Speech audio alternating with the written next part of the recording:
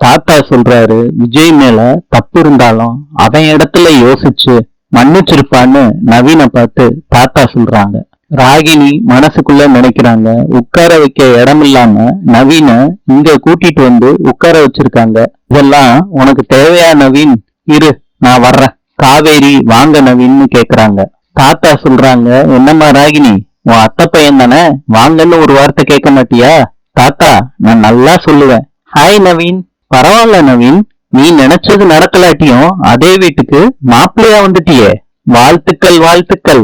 தாத்தா சொல்றாங்க, என்னம்மா ராகினி, என்ன தேவையில்லாதெல்லாம் பேசிக்கிட்டு இருக்க? இல்ல தாத்தா, நான் நவீன் கிட்ட சின்ன வயசுல இருந்து இந்த மாதிரிதான் பேசுவேன் ஜாலியா. என் அத்தை பையன் கிட்ட நான் ஜாலியா பேசக்கூடாதா தாத்தா? இதெல்லாம் கேட்டுட்டு நவீன் ரூமுக்குள்ள போறாரு. அப்ப யமுனா என்ன மன்னிச்சிருங்கன்னு சொல்றாங்க நவீன் கிட்ட. அதுக்கு நவீன் சொல்றாரு, இந்த அசிங்கமே போதும், இந்த ஜென்மத்துக்கு எனக்கு தாங்கும். யமுனா சொல்றாங்க, நான் இந்த மாதிரி இனிமேட்டு பண்ண மாட்டேன், என்ன நம்புங்க நவீன். யமுனா, இந்த மாதிரி அழுது தொலைக்கிறத கொஞ்சம் நிறுத்துமா, ஓவரா நடிக்கிற.